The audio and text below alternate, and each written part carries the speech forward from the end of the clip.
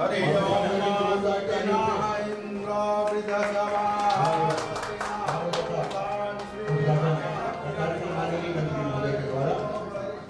और आप सभी की गरिमा में उपस्थिति के यहाँ पर हो रहा है आपको। और हमारे विभाग के विभाग संचालक आदरणीय सोमनाथ जी भाई साहब, हमारे प्रांत के मंत्री आदरणीय तोमर जी और बाकी सभी हमारे खिलाड़ी बंधु जो भोपाल के सभी खेलों एसोसिएशन से अन्य विभाग से हमारे सभी आए हुए हैं, ऐसे सभी को मैं प्रणाम करता हूँ।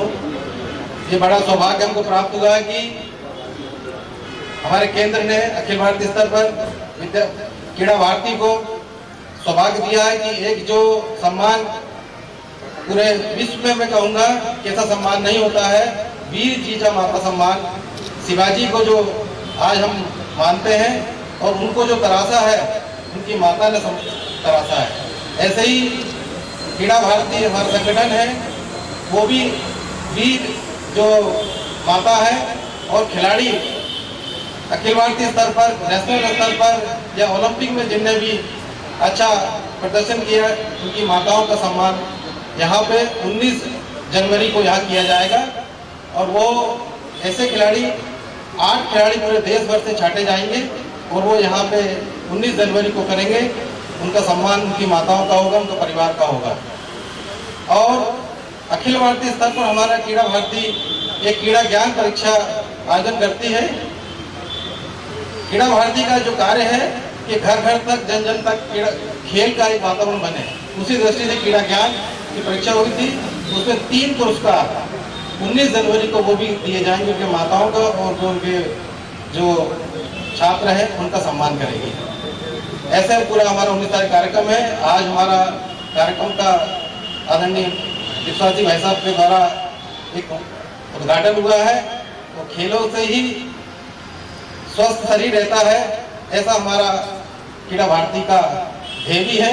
भाई साहब, आदरणीय मनोज जी, आदरणीय मनीष जी, आदरणीय गिरीश जी, यहाँ पर उपस्थित सभी क्रीड़ा भारती के कार्यकर्ता और यहाँ पर उपस्थित सभी खिलाड़ी बंधुओं, सर्वप्रथम तो मैं क्रीड़ा भारती को बहुत बधाई देता हूँ कि नए घर आंगन में प्रवेश हुआ।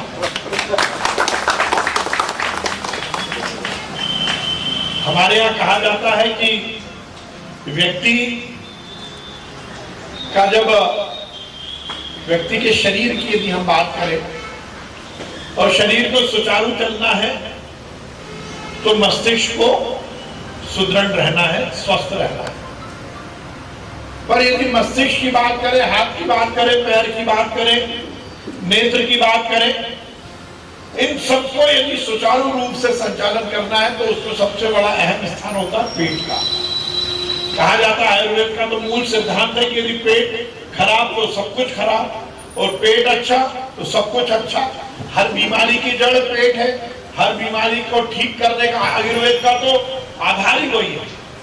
तो यदि किसी संस्था की हम बात करें तो संस्था का कार्यालय उसका पेट होता है। यदि कार्यालय अच्छा होगा तो संस्था भी अच्छी चलेगी, संगठन भी अच्छा चलेगा। और बिना कार्यालय के कोई संगठन का संचालन ठीक ढंग से नहीं हो सकता। इसलिए क्रीड़ा भारती का नया अब रजिस्टर्ड एड्रेस भी हो गया।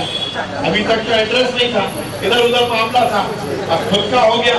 और खुद के कार्यालय में मालिक के रूप में और दरबार के रूप में हनुमान जी महाराज विराजमान है तो सब कुछ अच्छा होगा।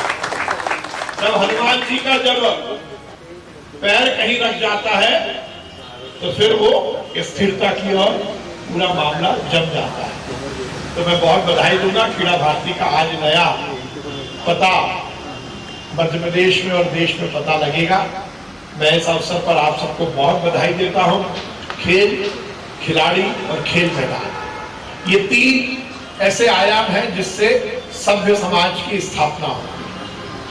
मुझे याद है मैंने पढ़ा था एक मंत्री का बड़ा नाम था शिकागो में, जब वो धर्म सभा में गए और उन्होंने हिंदुस्तान का, हमारे सनातन दर्शन को लेकर पूरी दुनिया में जब अपने विचार रखे। शिकागो में विवेकानंद के जाने के पहले एक अलग तरह का माहौल हिंदुस्तान में नकारात्मकता का था हिंदुस्तान को लेकर। पूरी दुनिया में हिंदुस्तान को कहा जाता था ये जादू टोने वालों का देश है, ये सांप सपेरों का देश है। विवेकानंद जी शिकागो में गए और जब उन्हें जीरो पर बोलने का मौका मिला और उन्होंने सनातन दर्शन को, हमारे हिंदू दर्शन को दुनिया के सामने बताया, तो पूरी दुनिया में हिंदुस्तान का सनातन का परचम लहराया। जब विवेकानंद जी हिंदुस्तान लौटे तो उनकी स्वीकारोक्ति पूरे समाज में हुई। उनको लेकर एक अलग तरह का आकर्षण था।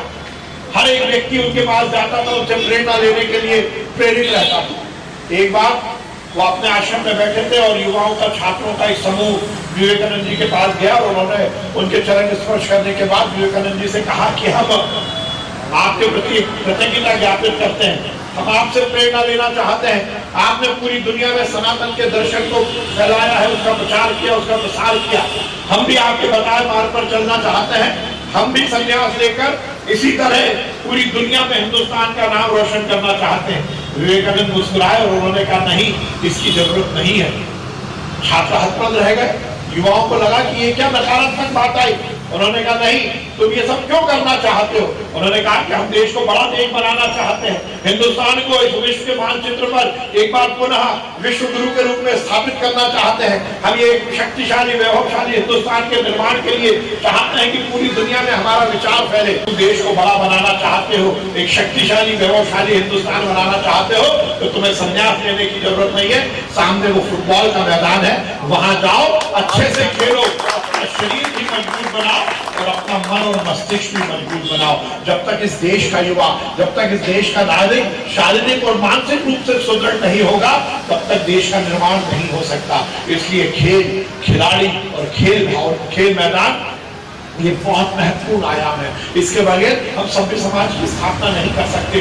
वो युवा जो आगे आने वाले समय में इस देश का भविष्य है, जिनके कंधों पर इस देश का भविष्य है, उनको यदि शारीरिक और मानसिक रूप से सुदृढ़ करना है तो उन्हें खेल मैदान तक लाना पड़ेगा। और मैं हर समय कहता हूँ, खिलाड़ी केवल खिलाड़ी का मतलब ये नहीं कि वो उत्कृष्ट खिलाड़ी बन जाए, वो प्रदेश का, देश का नाम रोशन करे, वो तो होना ही चाहिए, पर हर युवा खिलाड़ी बने, ये बहुत महत्वपूर्ण है।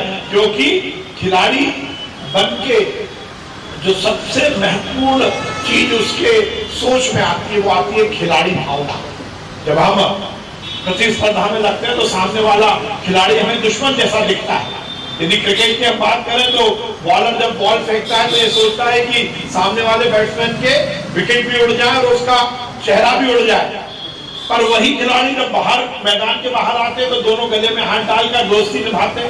ये खेल भावना होती है। यदि सपोज किसी खिलाड़ी को लग जाती है तो वही दूसरा खिलाड़ी आकर उसकी मदद करता है। ये जो खिलाड़ी भावना है, ये केवल खेल के मैदान के लिए जरूरी नहीं है, जिंदगी के मैदान के लिए भी बहुत जरूरी है। खिलाड़ी भावना से ही व्यक्ति एक दूसरे को स्पेस देना सीखता है। इसलिए यदि समाज का सही निर्माण करना है तो खेल निश्चित रूप से दिनचर्या का हिस्सा होना चाहिए। और खासकर आज तो हम देखते हैं कि बहुत बड़ी क्रिकेट की प्रतियोगिता होती है, छक्का लगता है और वो गेंद बाउंड्री के बाहर नहीं जाती, क्योंकि वो तो वीडियो गेम में क्रिकेट चल रहा होता है। तो ये भी हो गया है। आजकल इंटरनेट के जमाने में बच्चे बहुत संकुचित हो गए और उस समय हमें निश्चित रूप से खेल के प्रचार और प्रसार के लिए बहुत काम करना है। क्रीड़ा भारती इसी काम में लगा है, बहुत बधाई देता हूँ।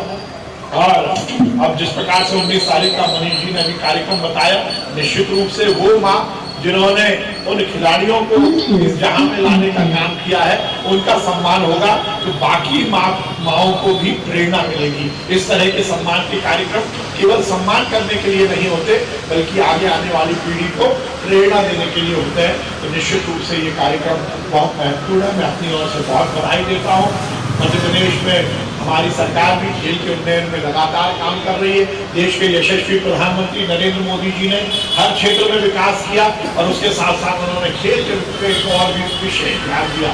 खिलाड़ियों का जीवन अच्छा हो, खेल के मैदान में हिंदुस्तान का नाम रोशन हो, ये हमारे यशस्वी प्रधानमंत्री जी और हमारे मुख्यमंत्री जी का एक सपना है। मध्य प्रदेश की सरकार भी इस काम में लगी है, क्रीड़ा भारती भी इसी काम में लगी है।